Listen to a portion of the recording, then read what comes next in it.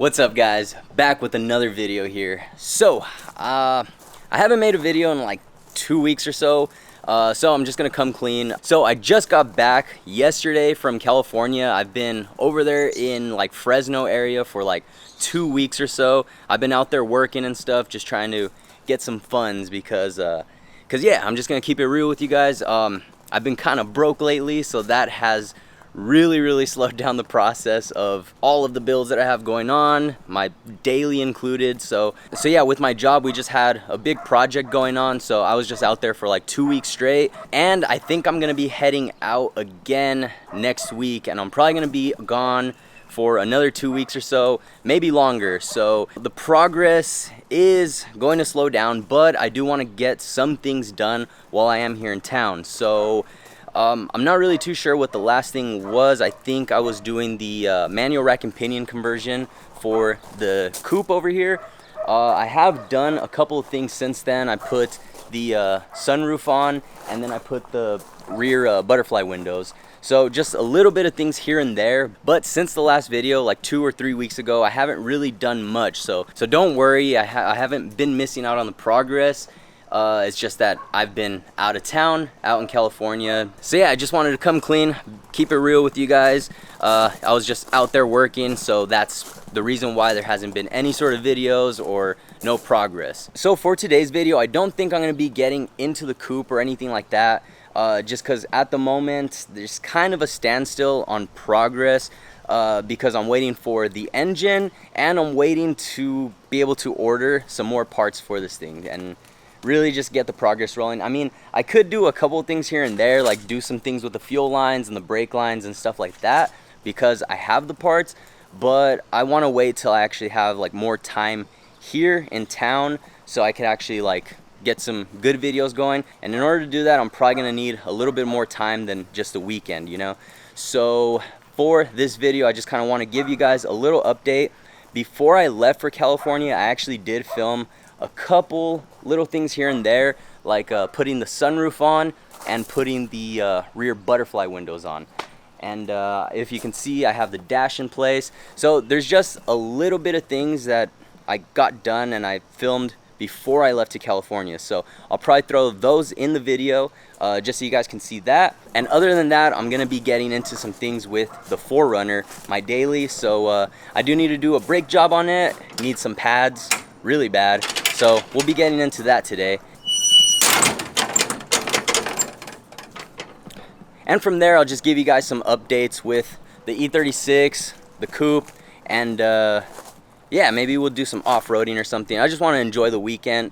And while I'm on the subject of funding the projects, I do want to let you guys know I also have been working on some designs and stuff for merch and everything, so that should be coming pretty soon. Keep an eye out for that. It's gonna be some basic stuff because I am making all the designs all myself on my free time and stuff. So I mean, it's not gonna be like the best stuff, but I am planning on kind of designing merch around the CB7, around the F22 engine build and stuff like that. So keep an eye out for that if you guys want to support the build and help me out and help me make some progress on the builds. Make sure you guys keep an eye out for that. We'll be getting some merch out pretty soon. So yeah, I'm really excited about that. And I mean, other than that, let's just get right into it.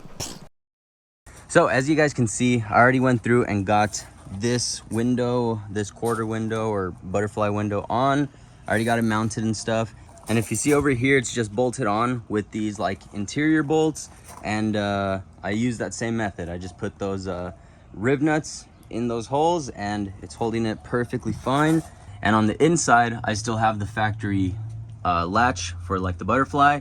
And I did go through and put this weather seal on. This isn't permanent, so I didn't put any of the adhesive on here, but it is on there.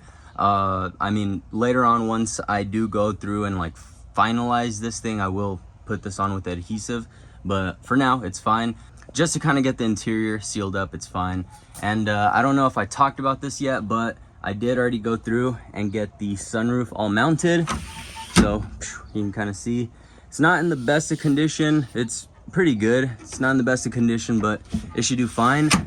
So from here, I just need to get the other rear quarter window on. And from there, this car is like halfway sealed. From there, I still need to get the window regulators to get these windows on. And I need to get somebody over here to get the windshield on. So yeah, I'm looking forward to that, so I can really start throwing the interior in. Another thing, I did just throw the dash in place just so I could kind of start like mounting some stuff and mocking some stuff up. So since I already got that side on, I'm gonna get started on this side. So this is what I'm talking about with the factory clips. So these are the little clips that go in there from factory, and there is like a little metal insert that goes here, and it's like a metal threaded piece. So I mean, it's like a cool design and everything when they're brand new. When you have these new, you can just insert them and boom, you have a nice threaded piece to actually like thread on the window, you know. But basically all I'm gonna do is, in place of these, since there is already a hole on this, I'm just gonna put some rib nuts in there. So like I did on that side, just gonna fill that hole up. I found that an M5 rib nut is actually perfect size for this thing. So I'm gonna go through and get those on, and that should replace these brittle plastic little trim clips. So let's get that started.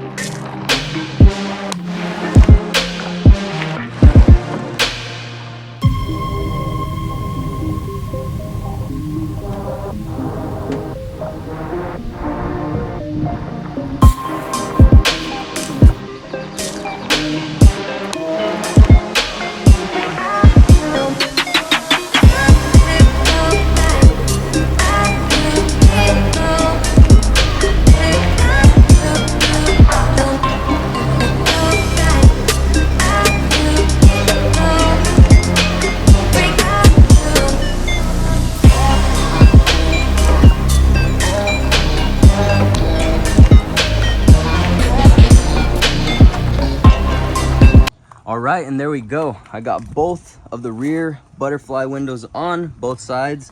And just so you guys can see, the actual butterfly latches actually work on both sides. Boom, there we go. So this whole like back half is all sealed up. From here, like I've said 100 times, I just need to get the windshield and the front windows on. So I do have the front windows, I don't have the windshield. So I do need to get someone over here for the windshield. I'm not too sure what I'm gonna do for like the windshield molding. I don't know if they make them or anything, because man, that's not gonna be fun. But I do have the front windows. I just need the window regulators. But yeah, I'm pretty hyped because I'm a step closer to actually having the interior sealed in this thing. I know it is all patchy and all messy in here, but if you guys do look at the surface, it is just all primer, and it's all patchy primer because the past couple of weeks I've just been going through and taking care of any sort of like surface rust that's been built up on here, because this chassis has been sitting around for over a year. I think it's been sitting for like 2 or 3 years, and it's just kind of been getting a little bit of surface rust all built up throughout all of this stuff. So I just kind of wanted to get rid of all of that surface rust and just seal it up before actually moving forward.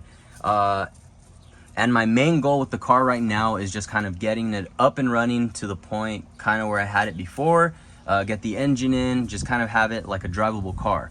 And then once the car is actually driving and I'm able to enjoy it, then we can go from there, project at a time, to make this thing actually look the way I want and actually get it all cleaned up and stuff. In the long run, I know it is more work, but for now, I am getting tired of having all my cars just kind of sitting around, not being able to enjoy them. So I really just want to have the cars up and running, able to enjoy, so it can just give me more motivation to actually move forward with how I really want these cars.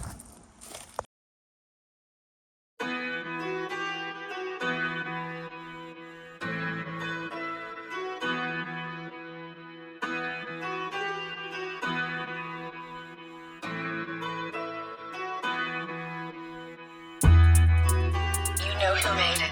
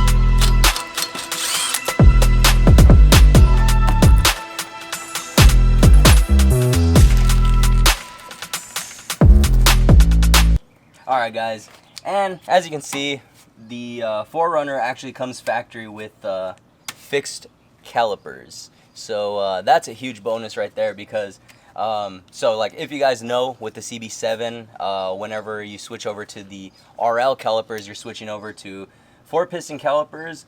But the biggest benefit out of those like 4-piston calipers is the fact that they're fixed calipers.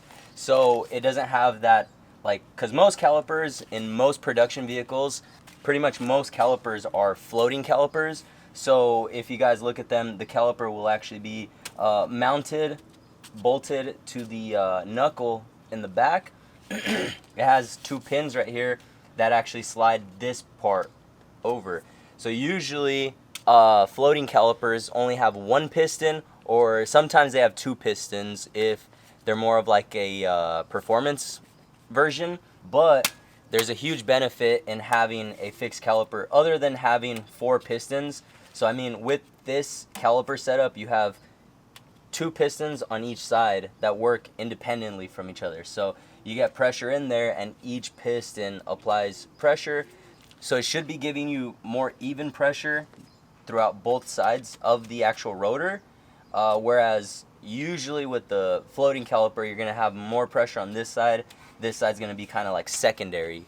So with these, it just has overall just more balance. So with the fixed caliper, whenever you're replacing brake pads alone, it's actually way easier. So that's actually what I'm doing because my rotors are still in really good condition.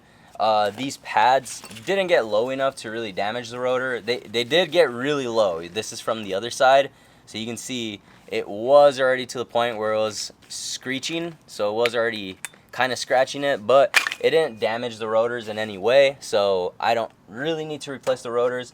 So for right now, I'm just going to be doing a pad slap. So we'll just be going through how to just swap the pads over. And with the fixed caliper setup like this, in the 4Runner and the Tundras and stuff like that, makes it way easier. And that's like one of the main reasons why I switched the Accord over to those RL calipers that are fixed calipers. So yeah, let's get to it. This is really, really simple stuff. So you just kind of pry off this little guy right here. So yeah, basically this thing kind of hooks on from the bottom. This one goes up top. So I usually just pull it off from this one right here, the bottom one. Just kind of pry it down over this bar. Boom. That simple. Then from there, you have this little locking pin that locks the two slide pins right here. So you just pull this out, and honestly, I'm not too concerned with damaging this thing because with the new pads, I actually got new hardware too. So I would honestly recommend making sure that when you get the pads, they come with the new hardware. That way you don't have to worry about like reusing it and stuff like that. So we'll save that for later. But yeah, like I said, you can just pull this out if you have the new hardware. Just pull it out, because yeah. And then from there, once you actually have the lockout, you can start pulling the slide pins out. So they're not necessarily slide pins. The pins stay stationary. They stay locked in, but the pads actually slide in. They're what guide the actual pads. Make sure that the pads don't go too far in and come out. So they keep the pads located in place, making sure they're stopping on the right area.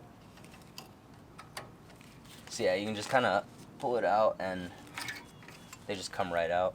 Save these. These usually don't come in hardware kits. So if you guys actually look at the pad, there's these holes right here. So it just kind of slides along this. So you want to make sure this is nice, clean, and nice and greased up.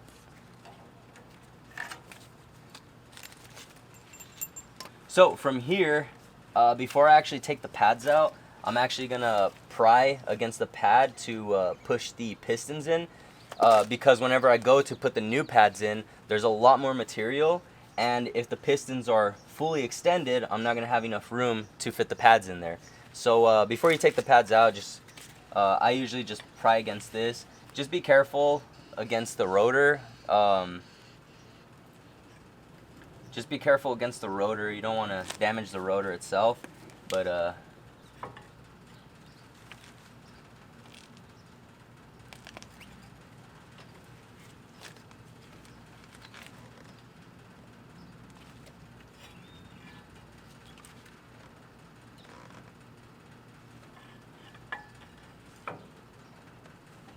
alright guys, I just went through and pried on the pads themselves, pushed the pistons in, so you can see there's a lot of free play in the pads, and you can just slide them right out. So yeah, these, oh yeah, this one got pretty low right here. Oh man, one of the little squealers got ripped off. Alright. And one more thing, before you actually pry on the pads to kind of give yourself some extra space, you might want to actually like take out some of the fluid, because whenever you press on the pistons and kind of like give yourself some extra room down here on the pistons, it's actually going to be pushing brake fluid back over here. So I didn't really have any sort of like little like plunger or anything to take fluid out, so I just put this rag here. I just put the rag in place just because I knew it's going to want to overflow. Another thing, you want to open this up, because if you have the reservoir capped up, there's actually going to be pressure building up in here, and it's going to be fighting you whenever you're trying to actually like pry the pistons in. I usually just kind of keep the cap in place just so like no excess debris or anything can fall in the actual reservoir. And then from there I just put this little rag in place. Hopefully it caught most of the fluid. But yeah, right now we are a little bit overfilled on the reservoir, but I'll just kind of leave it like that for now.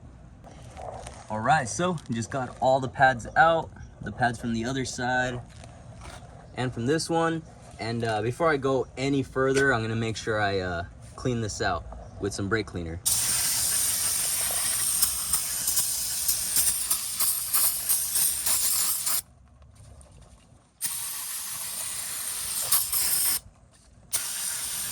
So yeah, I'm just gonna go through and clean this off. I have some rags. I'll clean this off with some rags. Make sure you clean out where the actual pads make contact, which is gonna be in this area right here.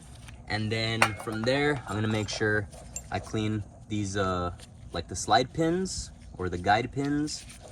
Make sure I clean those off with some brake cleaner and grease them up. And then I'll make sure I put a little bit of grease on this and the new pads. I just got the caliper and rotors all cleaned up. I cleaned up the pistons and stuff. I just went through and cleaned the pins off. So I mean, these are obviously original, so they have some miles on them and stuff, but got them all cleaned up. And then before I put them on, I'll grease them up and stuff. And then make sure you get some grease on this itself where the actual pads are gonna slide, because you actually want them to slide.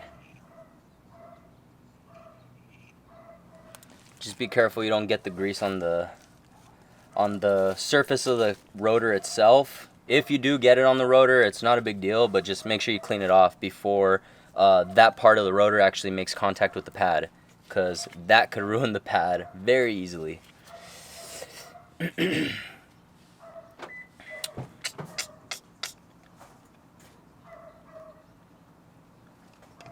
And then, so yeah, now I'm gonna get the pads in, and I'm just gonna make sure I get a little bit of grease on the edges that are actually gonna make contact on the caliper itself.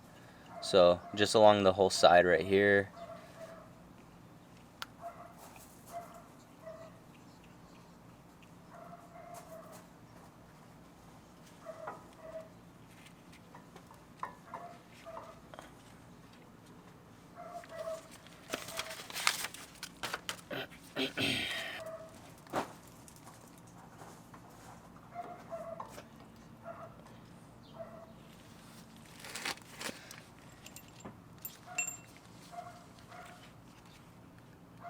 If you can see that, got some grease all over the pin, and then you just want to slide it through. You just want to make sure that the pad is in the right depth so that this pin could actually go through the little holes on it. You'll see it. And then sometimes these cheaper pads, if you're gonna be getting pads from like AutoZone and stuff, O'Reilly's, sometimes this little metal plate in the back isn't lined up correctly. So before you actually put the pad in, just make sure that the holes are lined up, because that could get really annoying sometimes if you're trying to get the pin through and then the metal piece is just getting in your way, you know. So yeah, before you actually put the pad in, just double check that. It'll save you a little bit of time.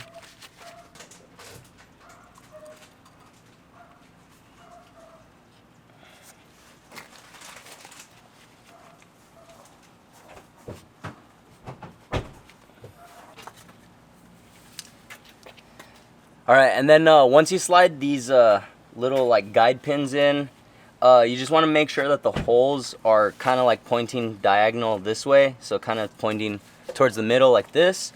I mean, if you put this little locking thing, you'll kind of see what way they should be. But yeah, it's super simple putting this thing on.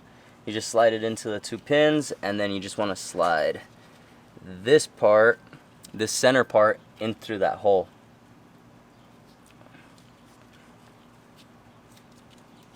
Alright, and there it is, all installed.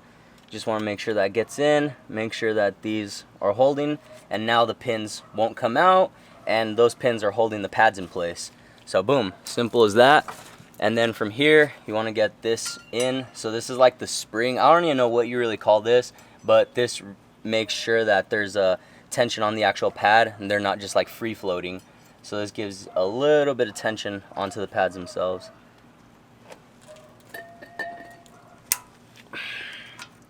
I'm not too sure if this is the right way to put it on, but I just hook it on the top one first, and then from here you just push it in until it clicks in, and you'll see that this bottom one actually like goes through the bottom and it actually locks in place. You'll feel it pop in. And yeah, there it is, all in place. And it's as simple as that to replace some pads on these calipers. I love fixed calipers for that reason. So from here, I'm just gonna go through and make sure I spray it some more. This is just to make sure that the rotor is clean.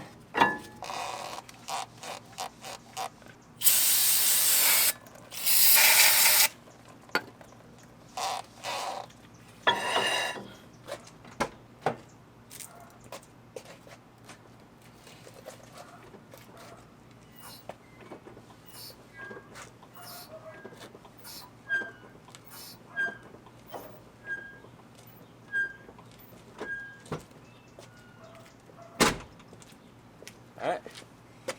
I don't know if you guys can see that, but I just went inside and pumped the brake pedal a little bit just to kind of relieve some of the free space and make sure that the pad is actually pressing up against the rotor. And yeah, we're good to go. And right now, when I get the wheels on, I'm gonna go for a little test drive and make sure I actually bed the pads in correctly. And yeah, should be good to go. But yeah, it's really that simple to replace some pads on a 4Runner.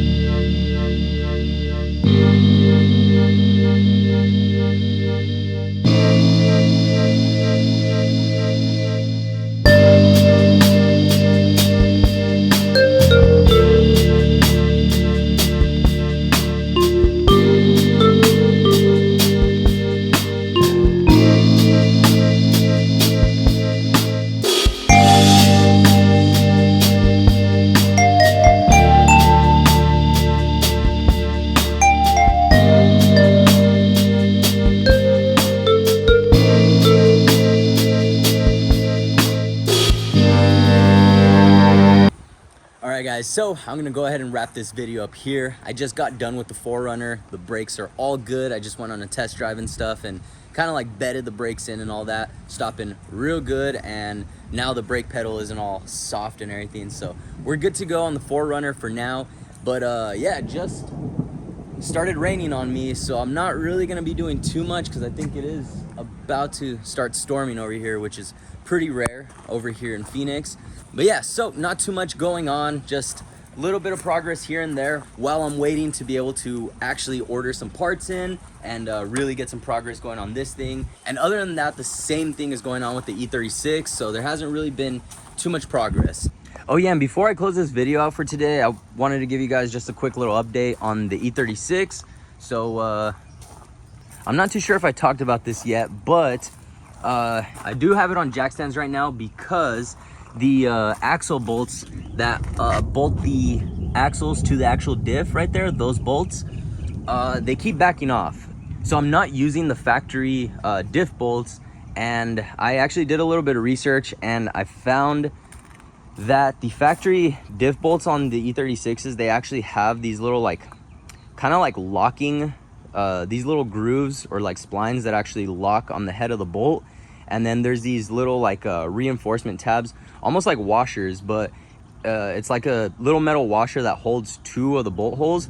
So with that little thing and the factory bolts, it actually locks the bolts in place. So I need to order those. Other than that, there's really not much going on with this. Other than that, I am going to be installing a shifter in this thing pretty soon. So I do want to get one of those like garagistic chassis mount shifters. And along with that, get like the DSSR rod or whatever. So it's like the actual little rod that attaches the shifter to the transmission. And from all the research I did, it should make the whole shifter assembly a lot more solid, because at the moment it is a little wiggly and stuff with the factory shifter, and it doesn't have a shift knob or anything. So I just want to get that ordered. And yeah, other than that, just a couple little things here and there. I want to go through and kind of like clean up the cut doors, maybe put some door cards on this thing. And I do want to get some sort of like a chassis harness or something like that, so I can actually get some harnesses on the seat. And other than that, this thing should be all good to go. And then from there, I do want to go through, I might have to do emissions on this car to get it registered, but I want to get it registered so I can actually start ripping it around and actually like have some fun with this thing. Because at the moment, it's just been sitting when I wanted to actually be having some fun with this thing and taking it out for some rips and stuff. So yeah, pretty soon I should be making some progress on this. Although the CB7 is kind of like first priority. That's like what I want to be driving more so. This is just kind of like a fun little project to hold me off in the meantime while I get that done. So this thing is pretty much ready to go. Like I could drive it right now if I tighten those bolts up. It's just those bolts usually come loose pretty quick. So I do want to get the axle bolts taken care of. Once I get that taken care of, I could pretty much rip this thing around. And hopefully that'll make for some good content if you guys are interested in the E36. If you guys aren't, make sure you guys share it with some friends who would be interested. It'll help me out, help the videos out and stuff like that. So yeah. And I think on Monday I'm gonna be heading out to California again to go work. So working out there should help me out with actually getting some progress done over here on the cars. So I know there wasn't too much going on in this video, but if you guys did enjoy some of the little updates and stuff, make sure you guys hit that thumbs up. Kind of helps the videos out. And other than that, I'll see you guys in the next one. Later.